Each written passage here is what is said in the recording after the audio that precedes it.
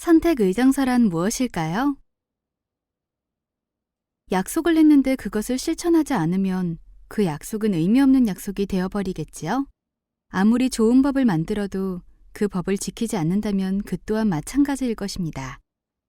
유엔 장애인 권리협약은 전 세계가 뜻을 모아 함께 만들고 이행하기로 약속한 의미 있는 협약이지만 이를 이행하지 않는다면 협약의 존재 가치가 그 빛을 잃게 될 것입니다. 그래서 협약을 문서로만 있게 하는 게 아니라 실제로 가입 당사국들이 협약의 내용을 성실히 이행해 모두가 존중받는 차별 없는 세상을 만들어 나가는 것이 중요합니다.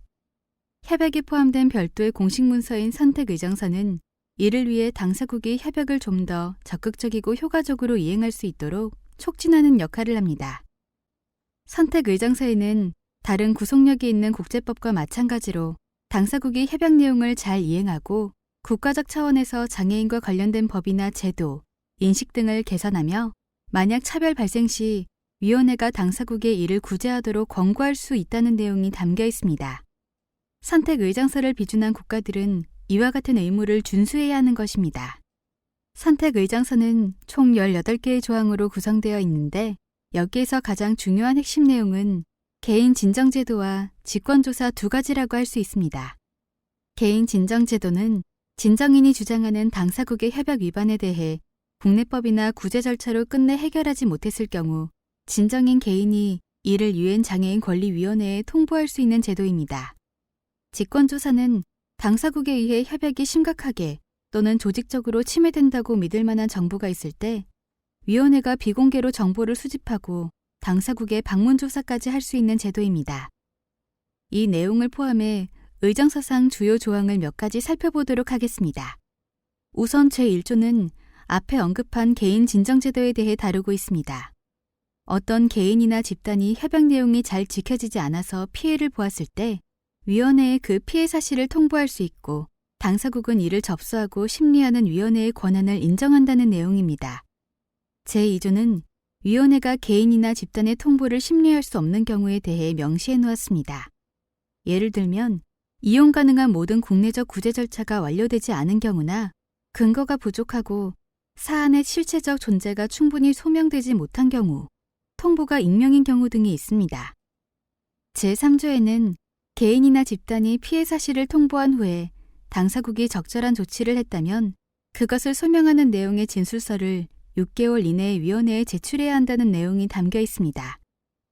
제5조에는 위원회가 통보된 내용을 비공개 회의를 통해 심사해야 하며 회의에서 당사국에 제안 또는 권고해야 하는 사항이 생겼을 경우 이를 당사국과 진정인에게 전달해야 함을 명시하고 있습니다.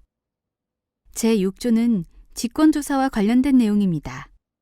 당사국에서 협약의 내용을 어떻게 이행하고 있는지 혹은 어떤 부분에서 협약을 위반한 것인지 등을 확인하는 방법이 담겨 있습니다. 위원회는 당사국에게 필요한 정보조사에 협조할 것과 관련 정보에 대한 의견을 제출하도록 요청할 수 있습니다. 또한 위원 중 한 명 또는 그 이상을 지명해서 조사를 수행하고 정당한 사유가 있을 때는 당사국의 동의를 받아 당사국에 직접 방문해 조사할 수도 있습니다. 제11조에 의하면 선택 의정서의 당사국이 되기 위해서는 먼저 유엔 장애인 권리 협약을 가입, 비준해 협약의 당사국이 되어야 합니다. 또한 제13조에 따라 당사국이 선택 의정서 가입 및 비준을 한 후 30일이 지난 날로부터 선택 의정서가 발효됩니다. 모든 협약이나 문서는 완벽할 수 없습니다. 시대나 상황에 따라 옳다고 여기는 것들이 바뀔 수 있습니다. 따라서 제15조에는 의정서를 비준한 어느 국가든지 선택 의정서의 개정을 제안하고 유엔 사무총장에게 개정안을 제출할 수 있음을 밝히고 있습니다. 물론 개정을 위해서는 당사국 3분의 1 이상이 회의 개최에 동의해야 하고 소집된 회의에 출석해 투표한 당사국 3분의 2 중 과반수가 개정안을 채택해야 합니다. 반면 선택 의정서는 그대로지만 당사국의 상황이나 입장이 바뀔 수도 있습니다. 그래서 당사국은 제16조에 의거해 유엔 사무총장에게 서면으로 선택 의정서를 폐기할 것을 통보할 수 있습니다. 서면 통고 후 1년 뒤부터 당사국은 선택 의정서를 이행할 의무에서 완전히 벗어나게 됩니다. 마지막으로 제17조에서는 선택 의정서를 점자나 음성 등 접근 가능한 형식으로 제공해야 한다는 것을 규정하고 있습니다. 우리나라는 유엔 장애인 권리협약 비준 당시 선택 의장서에 대한 비준은 유보하고 있었습니다. 때문에 정부가 협약을 이행하지 않더라도 개인이 국제사회에 정식으로 구제를 요청할 수는 없었습니다.